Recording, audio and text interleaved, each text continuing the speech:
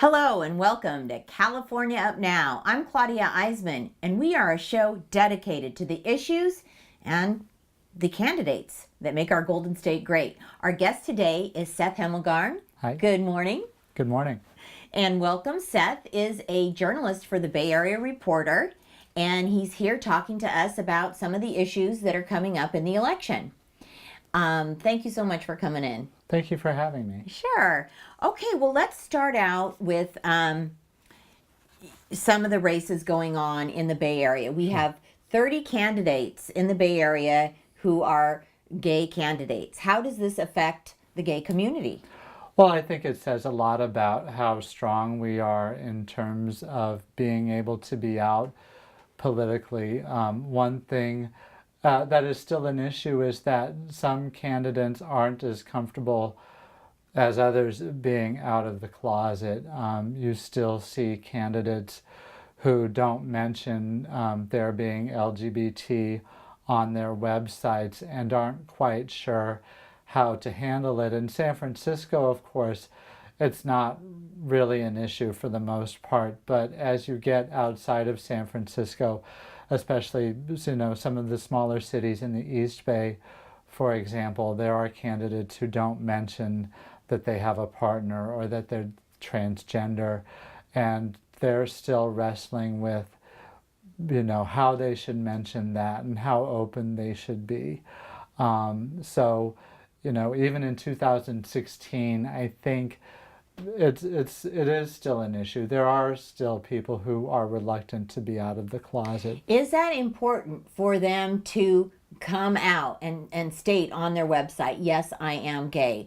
Does that make a difference, you think? I think it does make a difference because it's a lot harder to attack the LGBT community when there are more LGBT people out about who they are and who are open about their lives, because I think for one thing it shows how diverse we are and Absolutely. how we are everywhere. I think there's still a long way to go. I think obviously we will still be attacked, but I think it does make the community stronger when more people are out. Okay. According to a recent poll that I saw in the Bay Area Reporter, 58% of the LGBT community is supporting Clinton and 18% is supporting Donald Trump. We just had a little bit of a scandal that Hillary Clinton has been apparently mismanaging her emails. Do you think it matters to the LGBT community if she's mismanaging her emails? She seems to have a lot of support, but what do you think is the mainstream? My impression is, and I think it's 54%. Okay. Who are supporting. Yes, it is 54. Okay. Thank you. Sure. But I'm not sure how much of a difference it makes to most of Hillary Clinton's supporters at this point. I think they've made up their minds. I think anyone who is supporting Hillary Clinton has made up their minds months ago. And I don't think Donald Trump is going to be able to break off most of her supporters just based on yesterday's developments. I think obviously there are LGBT people who support Donald Trump, and I think they've made up their minds too.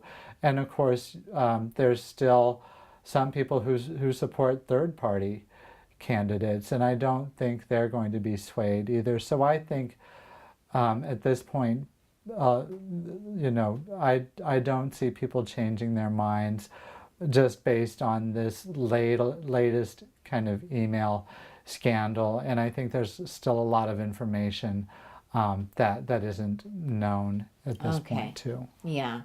All right. Hold that thought. We're going to take a quick break right now. We'll be right back. Book your wedding day with us. Salon DNA, 415-956-1909.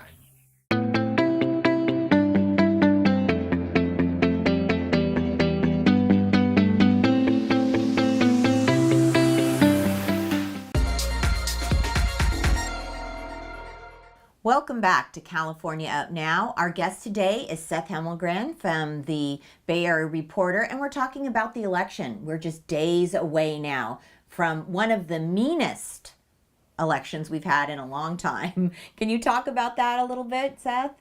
Well, I think a lot of people are horrified at just what's been going on.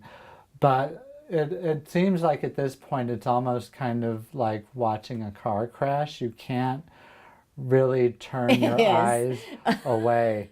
It sucks you in. It is fascinating, but it's just it's kind of unbelievable, how nasty it's gotten, and so we still don't know, of course, exactly what's going to happen on election day, but as horrifying as it is, obviously people are still tuning into this. People are still reacting to it, and so. Well, what amazes me too is I guess it depends on which polls you're looking at, but it seems very inconsistent. Yesterday I heard now, Trump is pulling ahead. He's pulling closer to he is, narrowing in on that 10-point lead that Hillary had. So who do you believe? I think it's I'm not sure how much you can really base on polls. I think it's still too hard to tell. I think here in San Francisco, things can get a little bit. It's hard to tell here in San Francisco because we are a liberal city. Yeah, and we're so different than so much of the rest of the country. If you go to the Midwest, I was in Missouri just a couple months ago on a trip, and you did see some support for Trump, and some very open support for Trump, with signs and flags and that sort of thing. And so, it's easy for us here in San Francisco to forget that kind of mentality exists. And I think it can be hard for us to believe that there is actually support for Donald Trump. But obviously, there is still a chance for him to become president. There is still a chance. And while we're talking about that, there is a club called the Log Cabin Republicans. It is made up mostly of LGBT members. Right. They came out and decided not to endorse Trump. Is the Republican Party falling apart? I think a lot of people probably hope so. But this kind of thing has happened before. I think when Barack Obama was elected president, the Republican Party was in an uproar. What do we do now? Obviously, the Republican Party, hasn't gone away. Right. I think the fact that Donald Trump has so much support, I think says that the Republican Party will still have a lot of support after this election, regardless of whether Trump is elected or not. But even when you have conservatives like the Log Cabin Party not supporting him, where is that? I think a lot of people have just been so disgusted with Donald Trump, even in the Republican Party, that they can't support him, especially after the tapes came out with the things where he basically admitted to sexually assaulting women. Right. There are a lot of people who feel like they can't support him.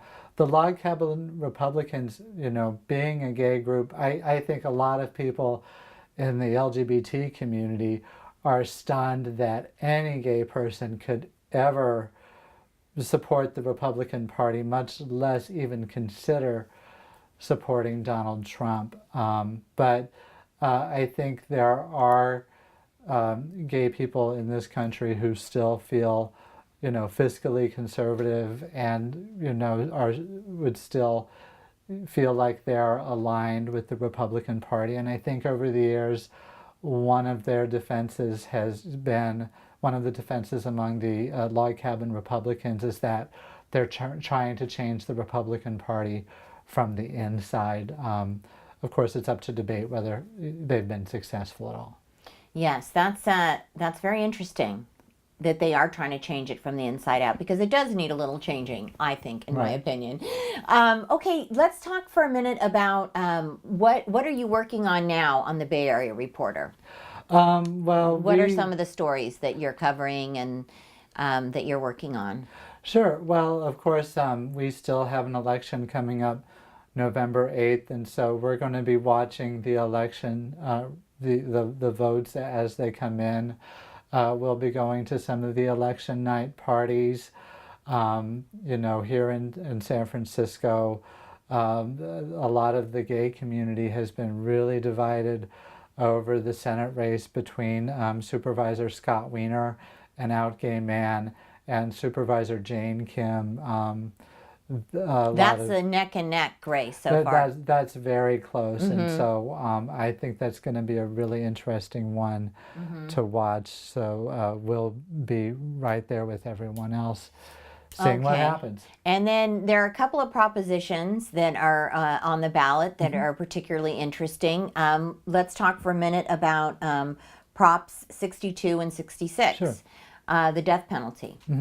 What is the Bay Area Reporter endorsing those? Yes, we're actually endorsing Proposition 62, and the paper is encouraging people to vote against Prop 66. Proposition 62 would basically do away with the death penalty and make it so that you would get life without parole, not a death sentence. Okay, so you are endorsing 62. We are endorsing 62. Okay, what about Proposition Q? And that, for people who are wondering, that is an attempt to sort of control all the tent encampments that have popped up all around San Francisco. So what's the Bay Area Reporter stand on that? The Bay Area Reporter is encouraging people to vote no on Proposition Q. Obviously, I think everyone is concerned about the tent encampments. The paper's editorial board feels, among other things, that Proposition Q is not going to solve the problem. It would give people 24 hours notice to clear their encampments, and there are a lot of people who feel that if you make someone leave their tent and kind of disassemble their tent, they don't have anywhere else to go. There are a lot of homeless people that I've talked to over the years who know that the shelters are there but don't want to stay in the shelters. Exactly. They don't feel safe in the shelters. They feel that their things will be stolen in the shelters. They've had problems in the shelters in the past. And there's a lot of question over whether there's even enough shelter space for people. So if you make someone leave their tent and give them 24 hours notice, will they be able to find a place to stay? And will they want to stay there? So and that's another one that's really divided the community a lot. Okay, I think we should do a show just on tent cities. Oh, sure. Yeah. That would be really an interesting show.